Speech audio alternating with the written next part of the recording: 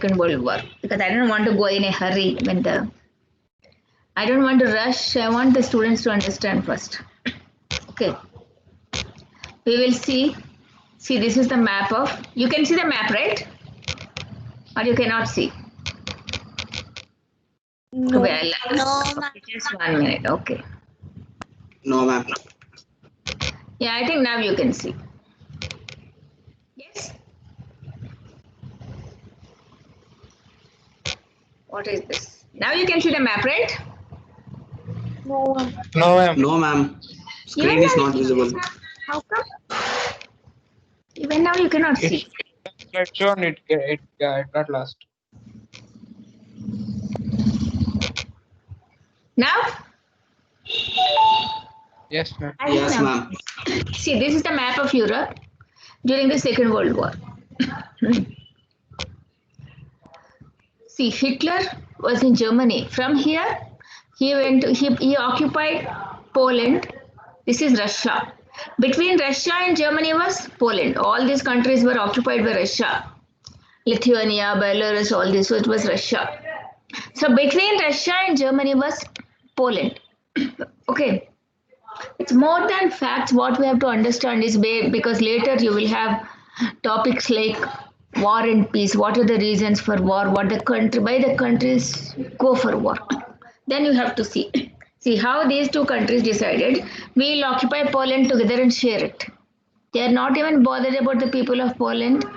They are not even treating that they are like human beings. They are just thinking we will occupy Poland and share it. That was the attitude of these countries that lead to wars generally.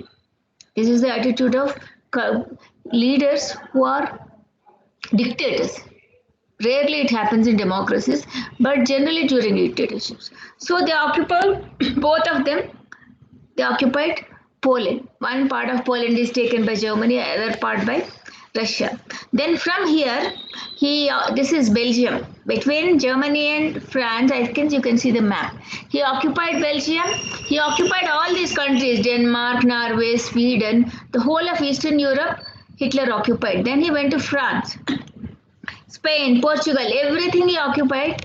Only UK he did not, because United Kingdom was a strong country with good naval power. Even Air Force also is very strong. He could not defeat. At that time, see, he occupied the whole of Eastern Europe. Everything was in hands. But one big mistake he did is he went all the way back to Russia because now he wanted to occupy Russia. And German troops were fighting in different places. It's very difficult when they're fighting in different places. Instead of staying here, at least all this would have been in his hands. He went back to Russia.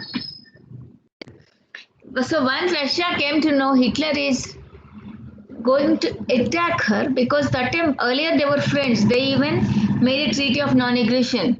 We will just occupy other countries but be friends with each other. So immediately Russia joined the elite groups. Russia came to know for Hitler, everybody is equal. He just wants to expand his country. Then immediately Russia joined elite groups. That's what happened. That is the one big mistake of Hitler. Then United States. What is the role of United States? United States did not bother. Again, he started selling arms. But when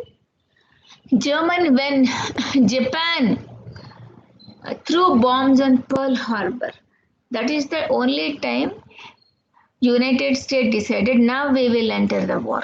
That's how US entered the war. Until then, US did not bother when all these countries.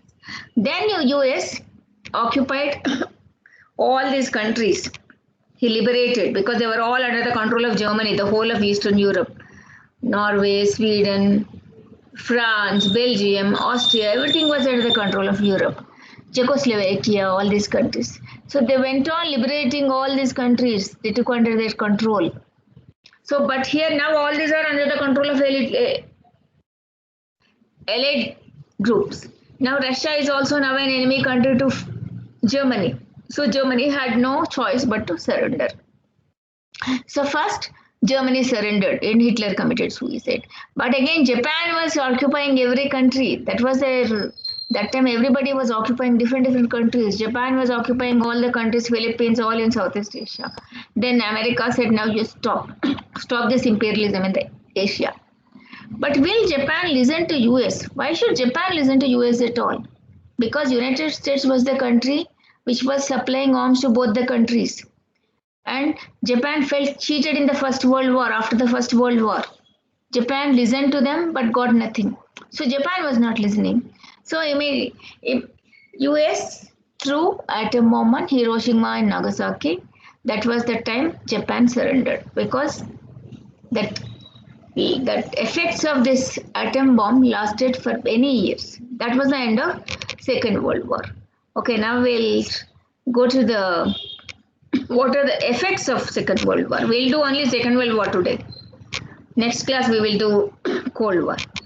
I told you after the war, I think you can see, no? Yalta Conference, effects of war. Can you see the file?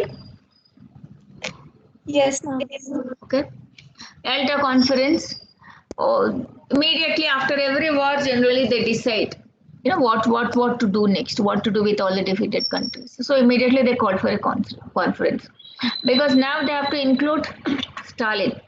Because though Russia joined the elite groups for her own advantage, because Hitler was attacking Russia, Russia has joined the elite powers, but Russia is a communist country.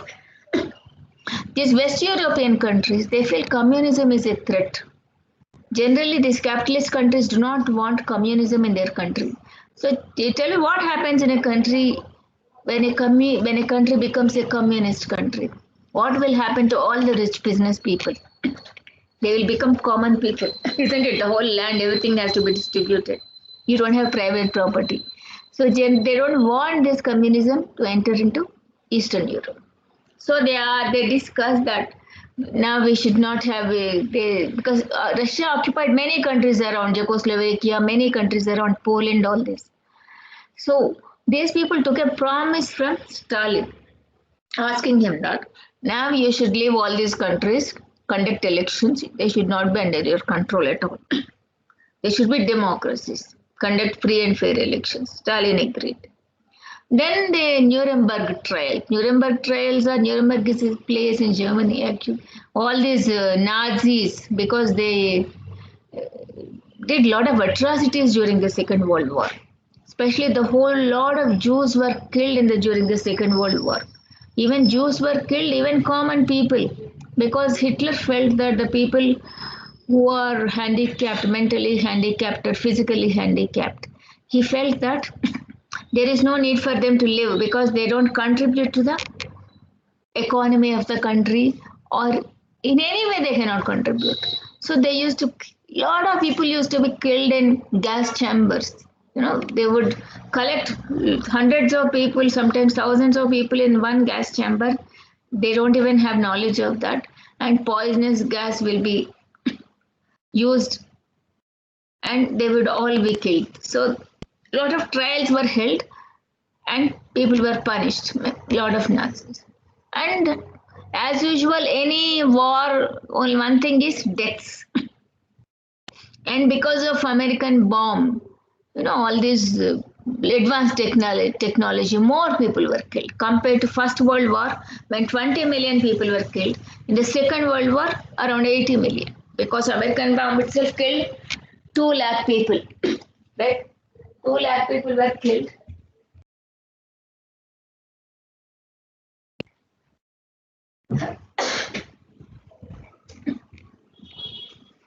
Okay, in Hiroshima and Nagasaki itself, 2 lakh people were killed. And later the effects were, people were suffering from cancer, some physical deformities, mental deformities. It continued for a long time. That is the reason when we talk about what are the disadvantages, why we should not go for war. All this when we do all those concepts, you should remember all this, why we should not go for war. Because all these people will suffer for a long time. And USSR lost lots of people, every country, the whole of Western Europe. And what about the whole political map of Europe? End of domination of Europe.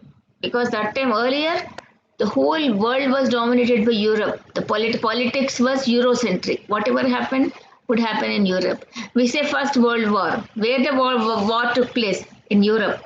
We talk about Second World War. In Europe only. America was not involved in the war. Asia was not directly involved. Asians were not interested. They were not bothered about war. Because they were colonized, wherever these people sent, they have to go. If British people would tell us to go and fight, we have to go. That was the condition. But basically, the whole politics was Eurocentric. But that was the end of European domination after the Second World War, because first thing, end of fascism, no more dictatorships. And all the empires became small countries, small countries, no empires.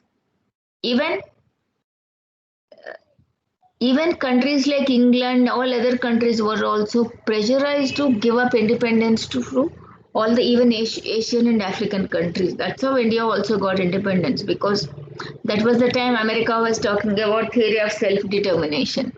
Theory of self-determination means every country has a right to have their own government, every nation. So when every nation has the right to have their own government, how can you rule them? Right. So that led to the end of European domination. One more thing about European domination is they didn't have, their economy is crippled. Again, they became dependent on US. Like after the First World War, they depended on US. US was giving them loans. But again, they got the same situation. That means humans are not basically learning from history. What we should do out of these wars, we should learn how to organize ourselves again, isn't it? How to see that future conflicts are not there. But again, same thing happened. Then what happened to the Germany? This time they thought, after the First World War, we humiliated Germany and Germany became stronger. Now they decided, we'll make Germany into 4 parts so that Germany will remain weak. So all these 4 countries occupied Germany, divided. A part of Germany was under British control, another part under Russia. East Germany was under Russian control. West Germany, Britain, America and France. But later, after some years, they thought this Russia is becoming very strong. So we'll make Germany also reasonably strong. So they combined all these 3 parts, it became West Germany. It became West Germany, the whole country which was under the control of US, France and Great Britain.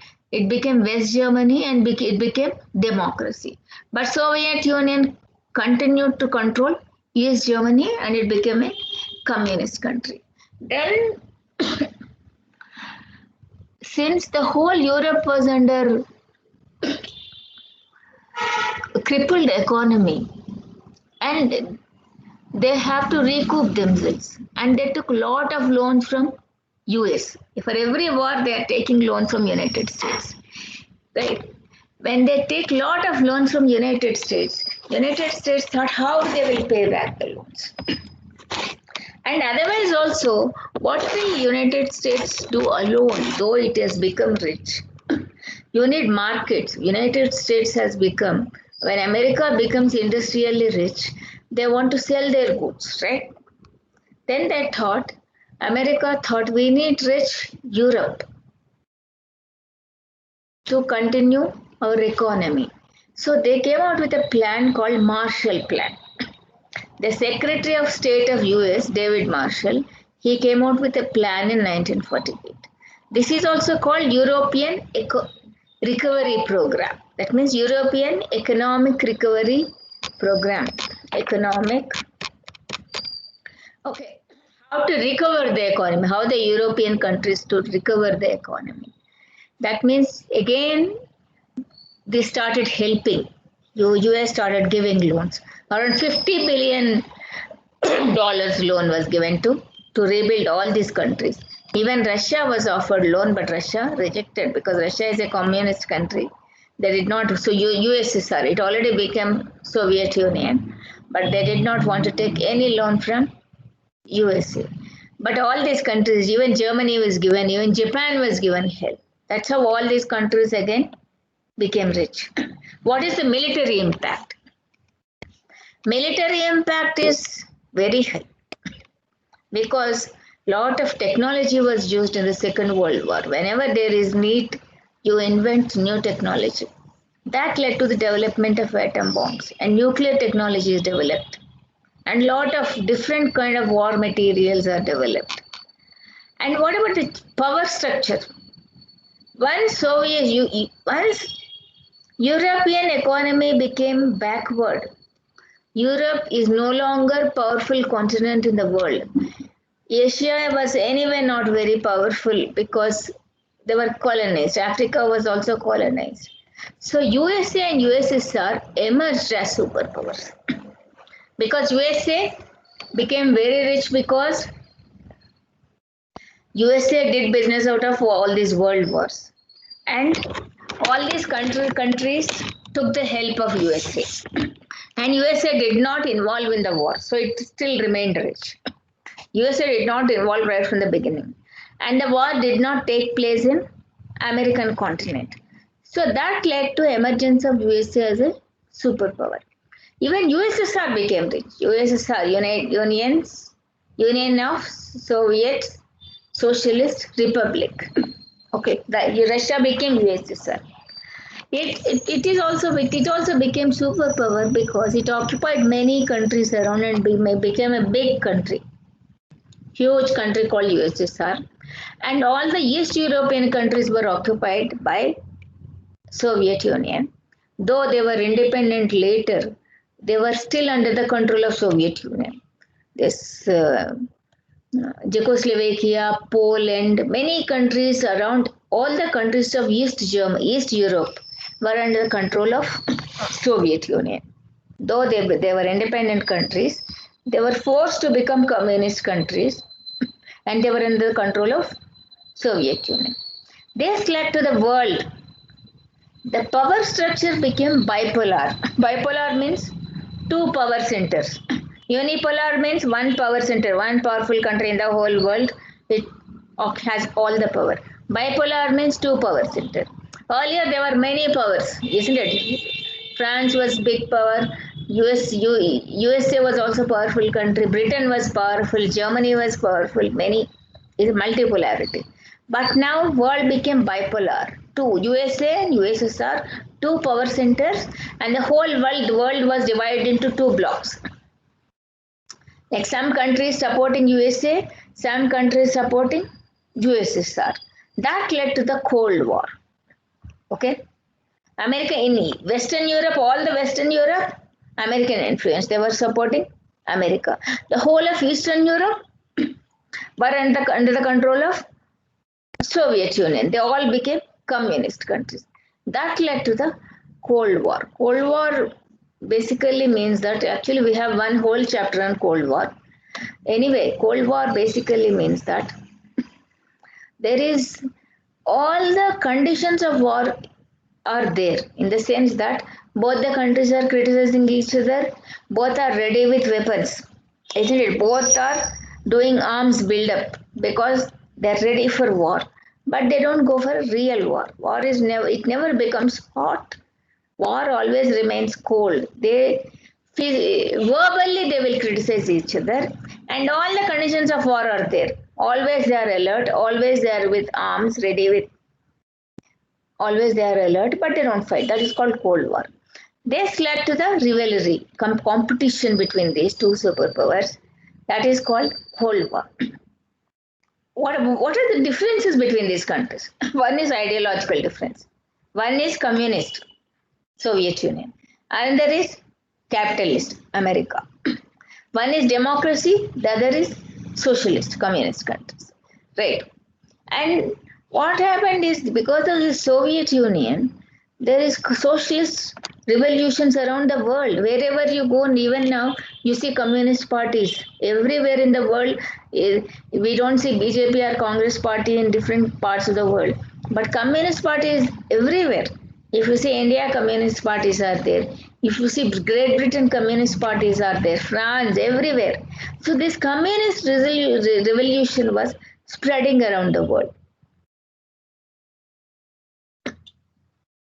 And what happened is because of this, these countries were still scared of Soviet Union.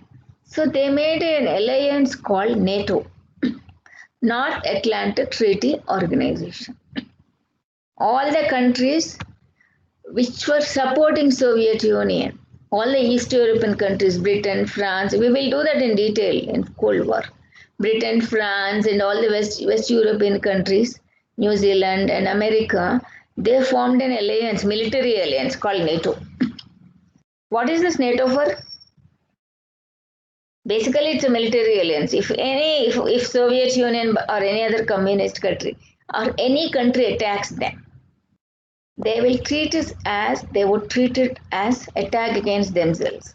So they will all attack that country. Suppose Soviet Union attacks you, France. All these NATO countries would come together and attack Soviet Union. Suppose Poland attacks France. All the countries would come together and attack Poland. That is the purpose of this NATO alliance. Soviet Union also decided, since NATO is there, so to counter this, Soviet Union also signed Warsaw Pact with all the East European countries. Then started nuclear arms race.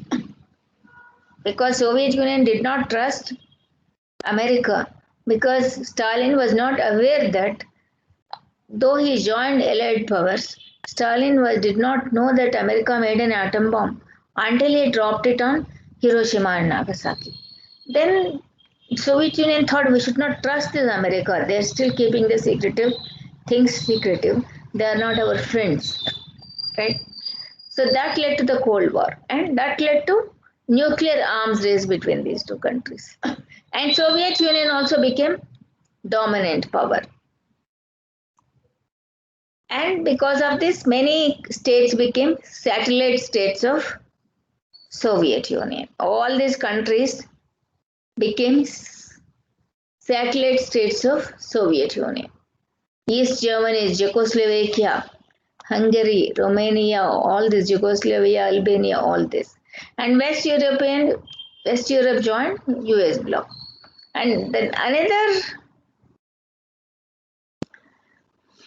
effect on technology of the Second World War's impact on technology is that not only on military, one is advanced technology in making weapons. In military, impact is already there.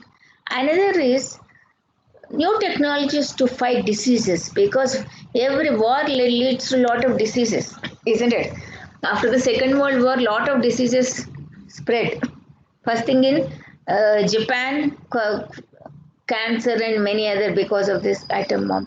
Otherwise, also war leads to diseases, because when there's after the First World War, also plague spread throughout. After the Second World War, also many diseases developed because those soldiers fight for days, months together living in those trenches.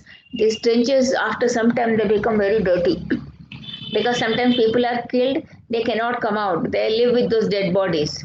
The dead bodies rats eat those dead bodies, and the people who are living there, they get diseases because if they come out of the trenches, they may be killed. So they're living in those trenches. So that led to a lot of diseases. So a lot of new technologies developed to fight new diseases. That led to low mortality rate. That means people started living for a longer period of time. And it also led to new communications, transport facilities, and many other communication facilities developed. And one more is no empires, put an end to all the empires, all small states. Because of this improved communication led to more interconnected, globalized world.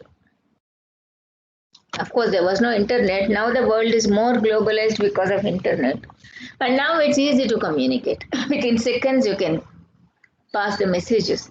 But earlier, it was not so easy, but that was where the telephones, everything started. So it was easy to communicate.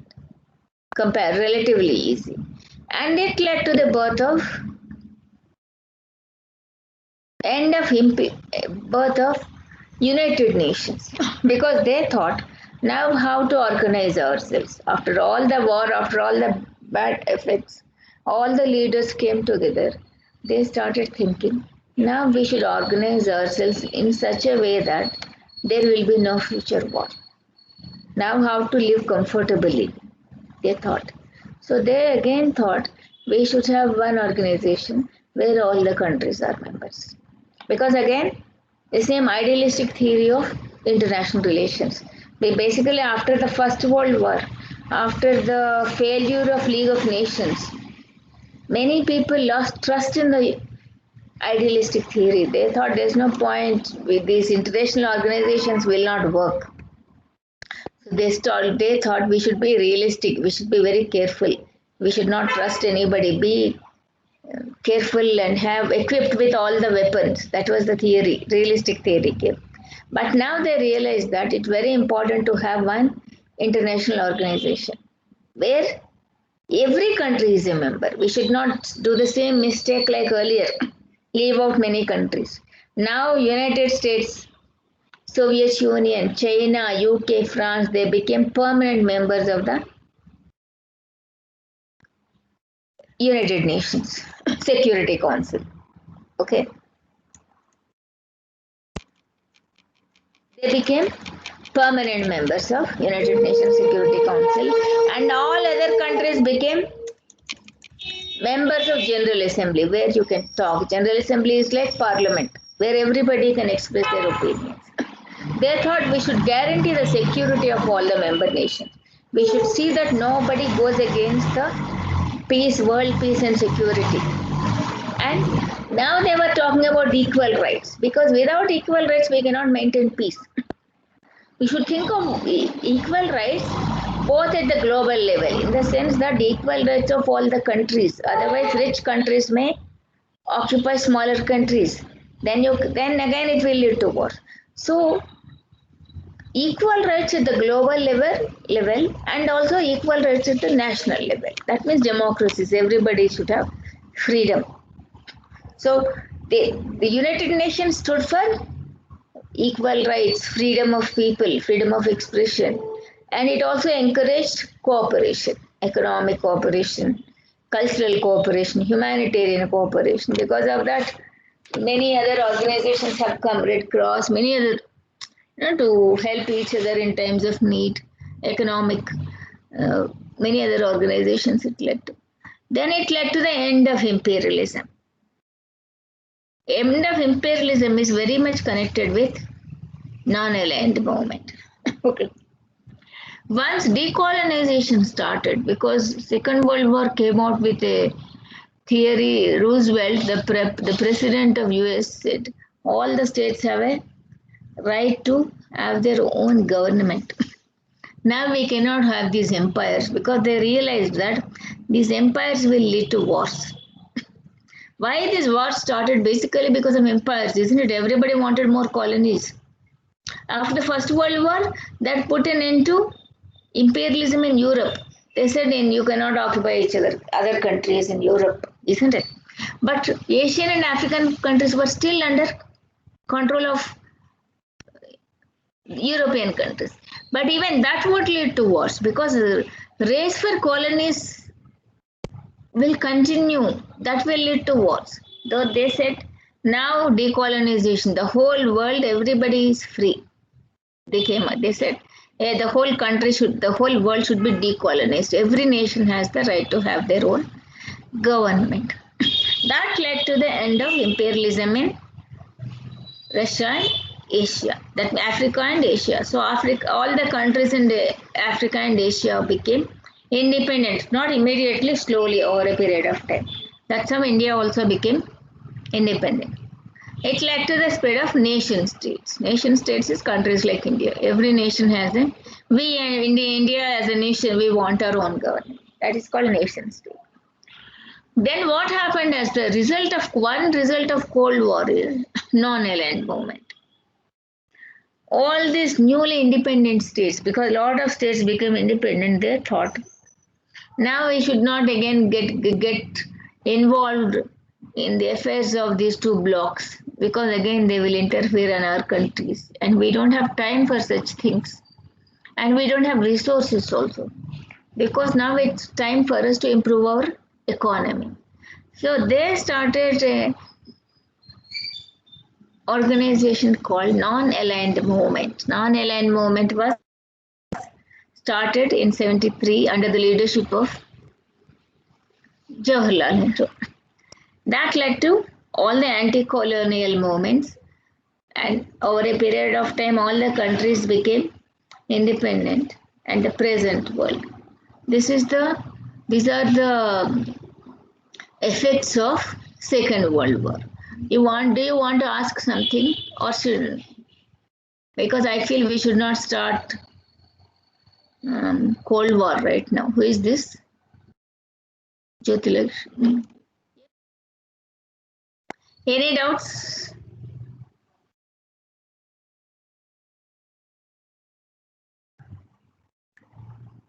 Yes, are you there or not? Ma'am, you have to